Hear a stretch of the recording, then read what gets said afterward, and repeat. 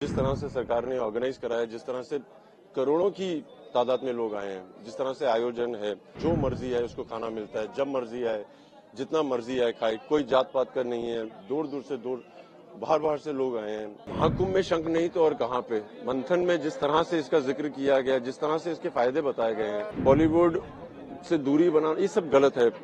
हम बहरूपिया हैं, हम एक्टिंग करते हैं, मगर हैं तो सनातनी और अमर हैं सब लोग। आज नहीं तो कल फिर वापस आएंगे। ये सब सनातनी तो है, जो शुरू नहीं हुआ अंत नहीं हुआ। मेरे माँ का सपना था कि कुंभ में स्नान किया जाए, और एक एक्टर होने की जिम्मेदारी भी होती है कि बहुत लोग होते हैं, उनको संभालना भी पड़ता है। सो जो सुना था कि बहुत भीड़ है, वो सब तो है, बट माँ को स्नान करने के बाद जो खुशी मिली है उसके अलावा कुछ नहीं है।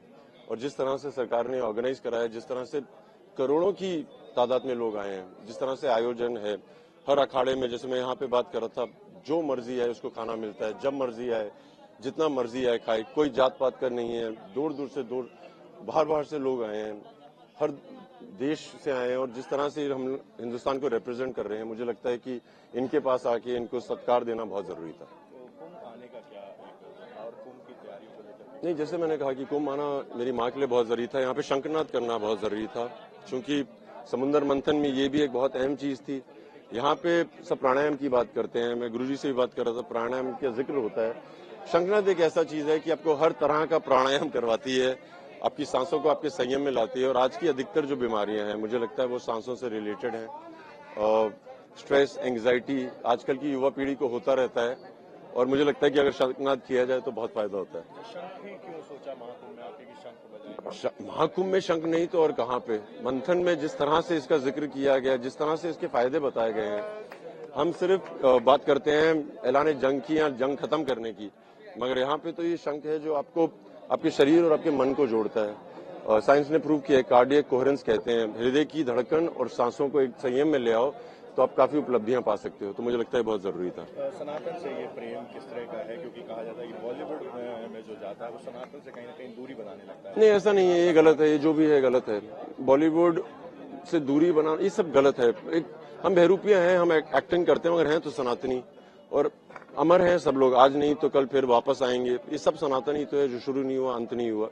उससे जरूरी था कि ये जो है ना हमारे योद्धा, ये जितने भी अखाड़े हैं, ये जाने जाते हैं अपनी शारीरिक बल के लिए भी, मानसिक शक्ति के अलावा शारीरिक बल। मेरी जिम्मेदारी थी एक हिंदुस्तानी मार्शल आर्ट रिप्रेजेंट करने वाला, क्योंकि इनको आके मिला जाए, इनसे बातें की जाए, इनका ज्ञान देखा जाए, इनके साथ वर्जिश की जाए, जो मैंने की और बहुत मजे किए। जिस तरह से आप देख रहे हैं, हर इंसान किसी भी उम्र का वो शंख बजा रहा है। इसका मतलब है उनका लंग्स, उनकी जो कार्डियक कोहेरेंस है, इनकी सांसें अपनी क्षमता में अपने संयम में लाना, सब है। फिजिकली मेंटली बहुत फिट लोग हैं, अधिकतर लोग। युवाओं को किस तरह का एक संदेश यहाँ से दे रहे हैं? नहीं, युवाओं के लिए यही संदेश है कि अगर जो भी आपके कर्तव्य हैं वो करें। जैसे आज बता रहे थे कि एक माँ की तरफ आपकी जिम्मेदारी होती है, एक देश की तरफ आपकी जिम्मेदारी होती है, एक धर्म की तरफ अपनी जिम्मेदारी होती है, एक इंसानियत की तरफ होती है। आप जो भी एक जिम्मेदारी उठा लें, उसको बस पूरी तरह से पूरी कीजिए।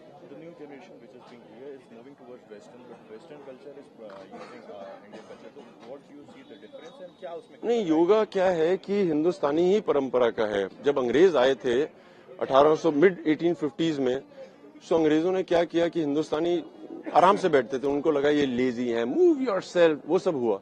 मगर हम लोग तो ध्यान में ही थे।